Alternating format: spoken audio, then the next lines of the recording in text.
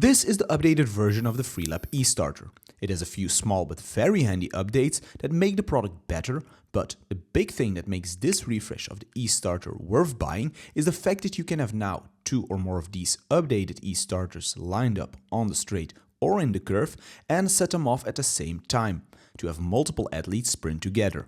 But more on this feature later. Let's first go over the more minor updates Freelap made to the product. Now Freelap was so kind as to send us these units, so big thanks to them, so we could test them and give you our honest thoughts. Compared to the first iteration of the E-starter, this new updated version has the same dimensions. It still has the black triangular button on the top of the cone to set off the starting commands.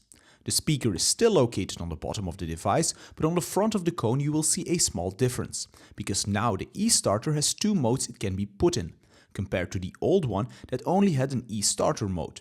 Now there is an E-start and a regular start mode. The regular start mode makes it so you can now also use the E-starter as a regular Freelap Junior Pro cone set in start mode, meaning that it can be put as the first cone for a flying sprint.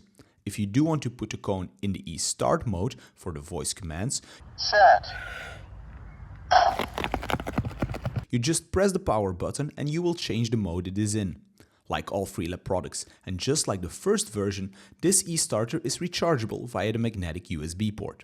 When the battery is low, the LED will turn red and you'll need to plug it in for about 4 hours to get it to 100% charged.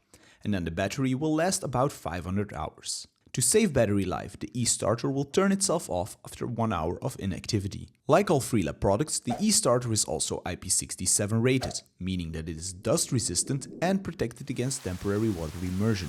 The time measurement is accurate up to 1/100th of a second and the detection field is 1.5 meters on both sides of the device, so it covers 2 lanes. We already talked about the regular start mode that is used for flying sprints and the E-start mode for an automatic verbal start signal. However, in the E-start mode you can now also have the option for a remote start with verbal signals, and this is an amazing add-on, because this means that you can now line up 2 or 3 E-starters on the straight or in the curve and have 3 athletes run against each other in the curve, or up to 6 athletes on the straight, all starting on the same start signal. How do you do this? Well, first up you need to open up the Myfreelap app and make sure you're on the latest software update. If you're not sure that is the case, go to the Google Play Store or the App Store and check if there are any updates waiting for you. When you open up the app, select a workout, like the regular sprint, and start it. You'll see in the left top corner an icon that looks like a transmitter emitting a signal. Tap this icon and you'll first get a tutorial pop-up on how to connect the E-starters to the app and how to set them off simultaneously, but we'll give you the TLDR. Tap OK to go on, and now when you turn on the E-starter, you'll get a request in the app if you want to connect an E-starter. If your app doesn't find them, switch the modes from E-start to start and back to E-start, and that should do the trick. Do the same for the second and or third E-starter. Make sure you stay within 15 meters from the furthest E-starter to not lose connection. As you can see in the app, you now have 2 buttons to press, the set and bang button.